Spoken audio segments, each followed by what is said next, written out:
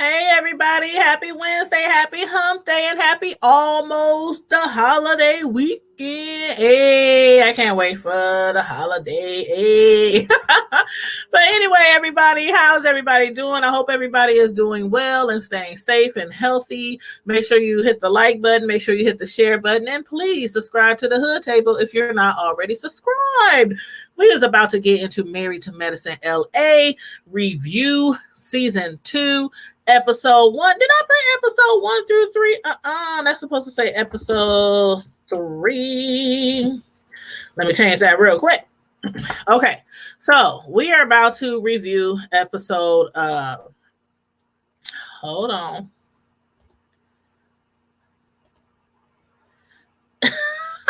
There we go.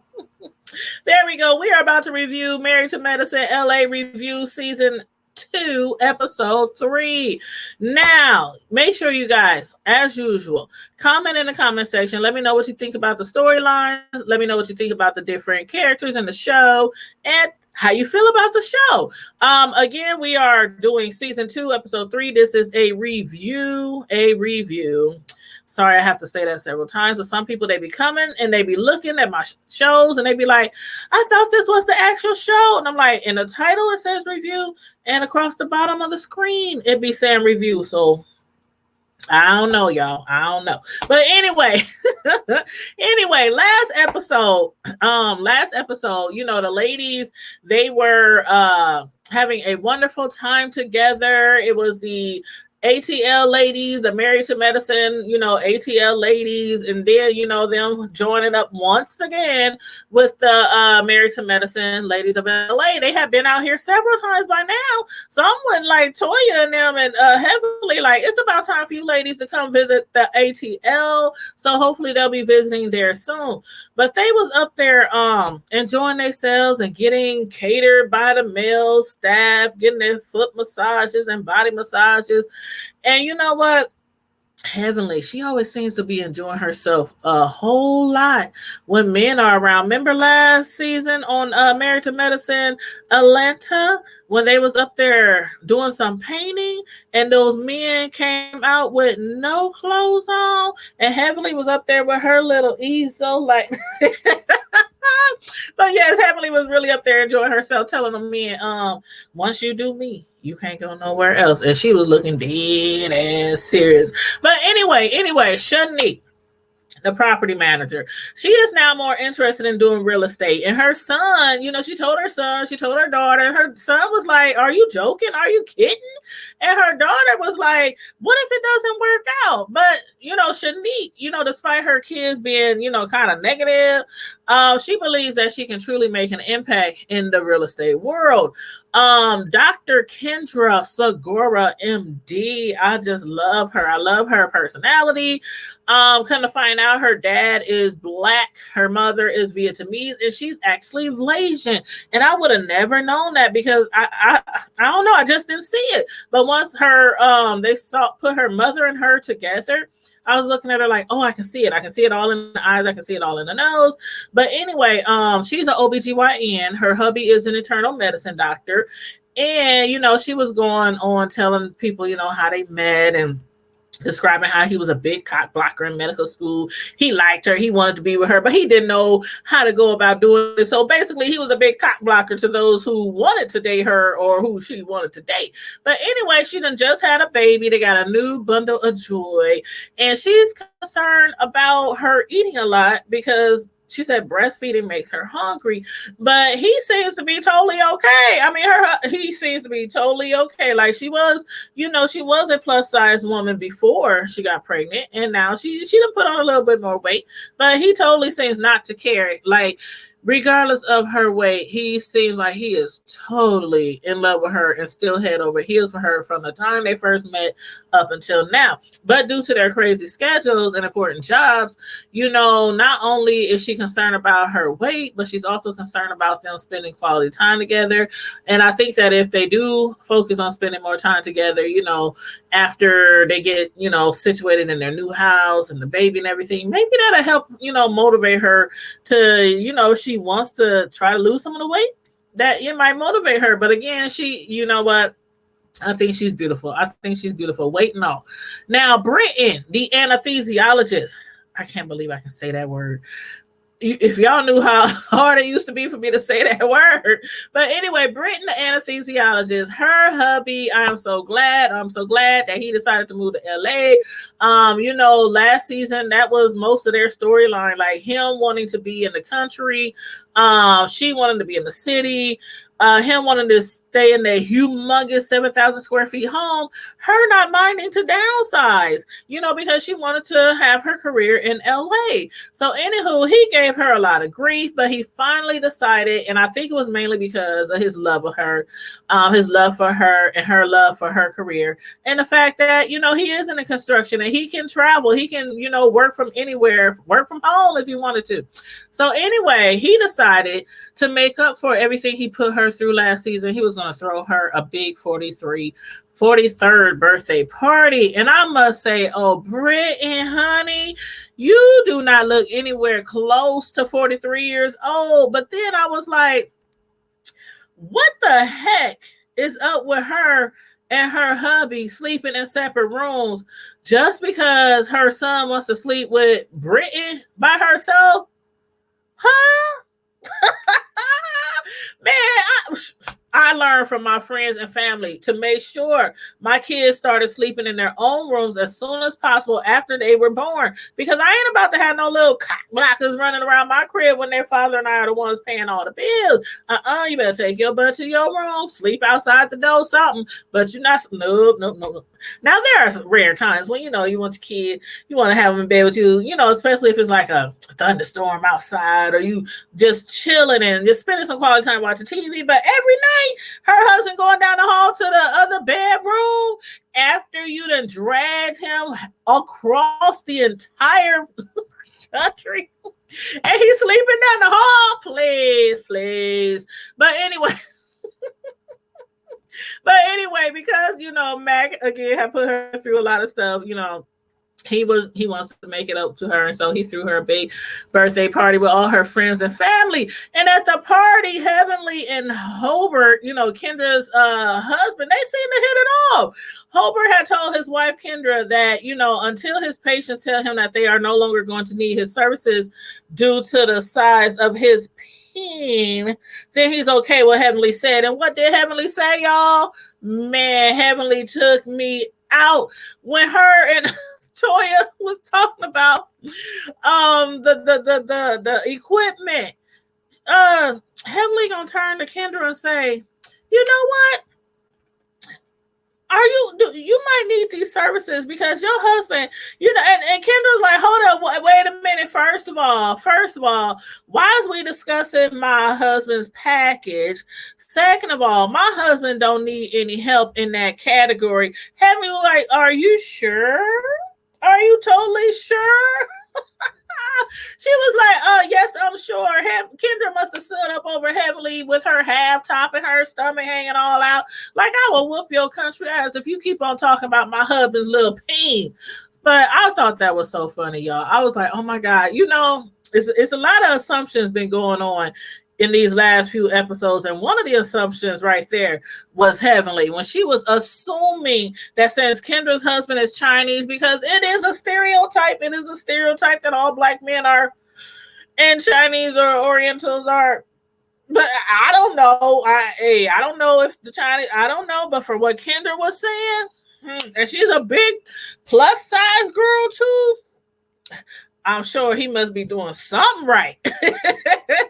Must be doing something right. But as far as Imani, when she had mentioned to the ladies that her husband Phil, the ex-portrait R&B singer, has been out of town in Oklahoma for 3 months, immediately other assumptions. Jazz is like, why you get married if you're going to spend so much time apart from each other? But were they saying that to Brittany when she was away from her hubby for over a year, when her husband was in Florida and she was still in LA? Nope. I ain't never heard that. Did y'all hear any talk about that last season? Nope. Britain, she could stay in LA no matter what her hubby wanted. But when it came to Imani, they automatically think that they have marriage issues, especially when they ask her, where's your wedding ring? And Imani was like, we don't wear wedding bands. I didn't even notice that at first. But I don't be looking at their fingers and stuff, looking at their rings. But I'm like, okay. I'm not speculating. I'm not speculating, but during the last supper, or as I call it, or the last brunch on the rooftop, of Jasmine's really expensive property where she had the ATL women, set up. They had asked her, is she the kind of person who would say if she needs a friend, Imani, I don't know why they felt the need to ask Imani that, but Imani did say that she's, she is that type of person. And Jazz was pissed because the ladies gave her more scrutiny when it came to her hubby being away. But with Imani, they just wanted to make sure she was okay. So I don't understand these ladies when it came to that part. Like, I don't know. It's a lot of assumptions going on instead of asking questions. But overall, the brunch was really good. Contessa made it very clear to the ladies, that the Atlanta ladies had been to LA twice. Toya and Heavenly, they all agreed. They was like, yes, we done been here twice. It's time for y'all to come out to the ATL. So again, hopefully they'll be out in the ATL soon to visit them. But then Britton and Imani, they meet up at Mr. O's to celebrate Imani and Phil, both for being in the Essence magazine. Kudos, but not together as a couple. They are going to be in separate areas of the magazine, and Britton didn't quite understand that. Imani, she has always dreamed of being featured in the Essence magazine, but although they are not, being featured together, Imani still thinks it's a power move. It's a power couple move for her to be featured in Essence for raising the stigma of Black households, discussing mental health, and her husband to also be featured in Essence for, his Black cannabis entrepreneurship for his weed dispensary opening soon in Oklahoma. So me personally, I don't see what the big issue is for them not being together in the same article, because they're on totally opposite sides as far as careers. Like, she's a psychiatrist, psychologist, and he's selling weed. He's a drug dealer. So I think it was quite appropriate for them to be on two sides of the magazine, two different sides of the magazine. Y'all let me know. But anyway, and on the other side of town, at Jasmine's house, Jazz and Shanique, they was chilling and discussing Imani and her husband's relationship. And again, they were assuming that since he's been away for so long, that he must be tired of Imani and trying to get away from her. But in reality, her hubby didn't want anybody to know, the real reason why he, was spending so much time in Oklahoma until the article came out. And it makes sense for me. But then when I look back to last year again, when Imani was making those accusations or insinuating that Jazz's house looked like a drug dealer's house, I was wondering, how Jazz would feel about that, when she found out Imani's husband is now actually a drug dealer. Now, he might be a legal one. But he's still a drug dealer. And when she did find out, oh my God, she must have stormed out the room. She was so upset. She was like, hold up, you talking about our house and how big and grand and humongous and gorgeous and massive it is, and so we gotta be dealing drugs, and then you gonna turn around and say your hubby is selling drugs, he got a weed dispensary and all this. Again, I wonder if Imani, when she had made that insinuation or accusation or whatever, was her husband at that time even thinking of or interested in being a weed, having a weed dispensary? And if so, why would she make that assumption? I got questions. But anywho, Shanique. At Shanique's home, later on in the episode, her and her husband, Robert, they was sitting around chilling. It's dinner time. They fixing some Jamaican food. On the green screen, he looks over at her and says he likes to eat Jamaican food. Man, I can imagine they had so much fun, off camera. Off camera, he just seems like, oh my God, he would. Maybe okay. Let's move on. But anywho, Shanique was bringing up to her hubby, bringing him up to speed about the situation, that she was having with some of the tenants, domestic violence issues, and she was expressing to him how she enjoys her job, but she really wants more out of it. She finally relays to him what she was telling the children, who were like, "Mama, are you sure? What if it don't work out?" And her husband, I don't know. I don't think he believes that it won't work out. I think he's more concerned with her not being able to spend so much time with the children anymore, because I think she has now like a more of a 9 to 5 job, and he being, a doctor, that's not quite a 9 to 5 job. You know what I mean? And she wants to now be on the high end of real estate, selling luxury real estate. And then I was also thinking, is this what she really wants? Or is she just, becoming more fascinated by her homegirl Jazz's career? Like Jazz is out there. She's doing the high-end real estate, the luxury cars, the luxury rental estate, the luxury homes, taking clients out to all the fancy places, around LA and everything. And I'm thinking, is that rubbing off on, on Shanique? Does Shanique think that what she's doing is not so important compared to Jazz? I don't know. Maybe she needs a little bit more excitement in her life. And I don't know if it's because she's lacking some excitement at home, or is it really just because of her job? But anyway, her husband wasn't feeling it. He said he definitely ain't about to pile on more responsibilities for her to be a celebrity real estate agent to the stars. So we shall see where that's going to go. Kendra's mother, again. Kendra's mother, she visited her. Her mom, again, is Vietnamese, and she was insisting that Kendra starts breastfeeding if she wants to go back to work before a year of time off from having the baby. But again, Kendra, she had already expressed how the breastfeeding, how it's making her eat more, making her, gain weight and everything. But Kendra's mom, she, definitely believes that this is something you have to do. If you're trying to go back to work before a year's up, then you need to keep on breastfeeding that baby. I'm like, I wouldn't judge if you breastfed or if you, bottle fed. Her mother was like, you're going to have to get the Similac. If you try to go back to work, if you don't breastfeed, you're going to have to get the Similac. And I'm like, to me, I tried breastfeeding with my first one. It didn't work out. It was a hot mess. I was like, give me the Similac. Give me the Similac. And I heard them put that stuff in the bottle. Shh. There you go, boo. There you go, boo. Because that breastfeeding was not. So, I know they say people who breastfeed, they be less sick and they have less problems and all that kind of stuff. But I think I turned out great. What y'all think?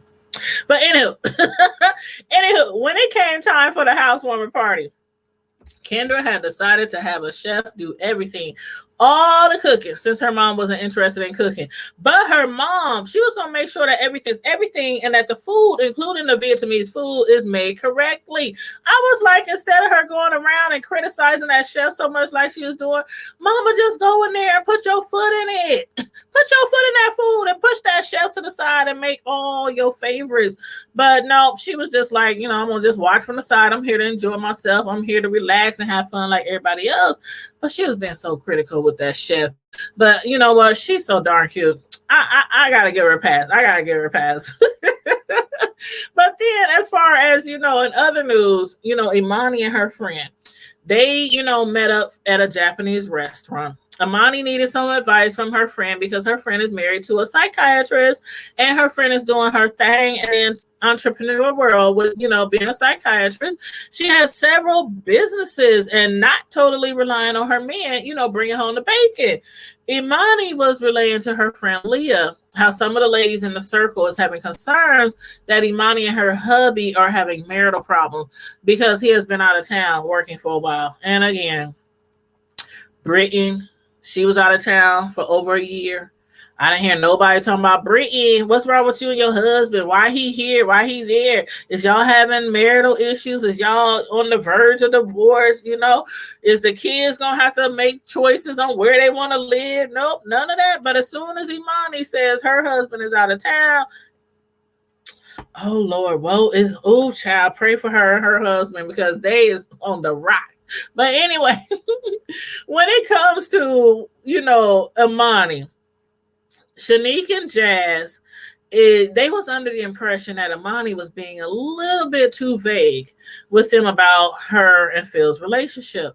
But I was like, why is y'all so darn concerned? Because her husband is working out of town. It's been 3 months. They acting like it's been 3 years. And again, they weren't acting like that with Britain. They weren't accusing her hubby of cheating on her because he wasn't interested in moving to LA. And I know that Britain's husband, loves her, and that's probably the reason why he, moved there. But shoot, I'm still kind of surprised that he changed his mind and moved to LA. But anyway, finally, Imani, she admitted to the ladies, she had, or should I say, revealed to the ladies at the housewarming party that her husband opened up a weed dispensary. So now Jazz was really pissed. She was like, Imani, trying to lighten the situation by saying, how she now lives in a drug dealer's house. And she was really, really trying to lighten the situation because Jazz made it very clear that she thought it was rude and very disrespectful what Imani did by accusing her and her husband of, partaking in illegal activities and possibly having like a drug dealer's home, when in actuality, in reality, I should say, her husband, the ex-member of Portrait, has been working on becoming a drug dealer. Like, how ironic. But did y'all think that Jazz was dragging it out? I mean, Leah thinks Jazz is dragging it out and being extra, extra messy. So then Shanique steps in, to rescue, defend her friend Jazz by trying to deflect the messiness onto Leah. I was like, Lord have mercy, child. While Shanique was trying to, deflect, she told Kendra how Leah was, joking around. No. Why? Do y'all think Jazz is dragging it out? Like, Leah thinks Jazz is dragging it out and being extra messy. So then Shanique, she jumps in to defend Jazz by trying to deflect and, the messiness onto Leah. And she tells Kendra how Leah was joking about her Instagram picture and, telling her that she was, I can't remember what she said her outfit looks like. I don't know. But it was kind of funny. It was funny, but I was tickled just watching the men outside on the balcony because it just kept making me think of the Married to Medicine Atlanta. You know how every time they had a function, every time they had an event, the guys was always somewhere way over here and they drinking their drinks and they laughing and they, telling jokes and all that while the ladies is over there arguing and screaming and yelling at each other, trying to tear the house down. And that's the same thing. The man was on the balcony and all you could hear was the ladies screaming and arguing and fighting. I was like, oh my God. Here we go. But then I was like, how the heck is Shanique trying to call somebody out or come to the defense of Jazz when just last season Shanique brought Larry's ex to a party with her homegirl Asha? Y'all remember that? If that wasn't the most uncomfortable situation for some of the ladies last season, but as far as these ladies, as far as last season, as far as this season so far, y'all let me know who y'all think really deserves the title of Miss Messy Boots. I mean, Kendra, she might be a little thicker, than the other ladies, but she is a beautiful full figure woman, very intelligent. She's making her coins. And I'm like, celebrities, y'all gotta stop body shaming people, because if y'all stop body shaming people, if us regular folk see y'all not body shaming people, maybe us regular folk will stop body shaming people. But a much bigger question, y'all, was how did y'all feel about Kendra's husband Hobart being the only one in the entire party wearing a face mask? I was looking at him like, oh my God, you look so out of place. But I can't even say he looked totally ridiculous because of the fact that, the Rona is real. The Rona is real. And he doesn't want to throw caution to the wind. But with the COVID, I'm like surprised that, within these last 3 episodes, we ain't really heard much talk, and most of them is doctors, and we ain't heard much talk about the COVID, social distancing, and then bam, there's Hobart wearing a mask at the party looking like he's either contagious or thinks somebody else in there is contagious. And then their beautiful little bundle of joy. He's being passed around like some, mashed potatoes at the party. So was it like really necessary for Hobart to wear a face mask when everybody else is so carefree and carefree enough to pass the newborn baby around, even though they all come into contact with patients every day? Like the doctors, they go to work every day. They see these patients. Even, Imani, being a psychiatrist, she sees people every day. And Hobart was the only one who was like, okay, I'm going to put a mask on, but then your baby is being passed around the entire house. If somebody does have something, I'm just saying, if that was my baby, he'd be in the room somewhere upstairs, downstairs with a nanny, with somebody, taking care of him while I'm up here partying with my friends. But anywho, y'all let me know how y'all feel about that and how y'all feel about these first 3 episodes of season 2. I am enjoying it thus far. Again, my two favorite characters so far is Imani and Britton. So far, that might change in the middle of this season. But y'all make sure y'all like the video, share the video, subscribe to the Hood Table if you're not already subscribed, and don't forget we have a Facebook page, a private Facebook page called the Hood Table. So if you want to join it, feel free to go over there, click the join button, and as long as I don't think you're a troll or something like that, I'll add you to the group. And in the meantime and in between time, you guys stay safe, be blessed, remain healthy, and I'm out. Deuces.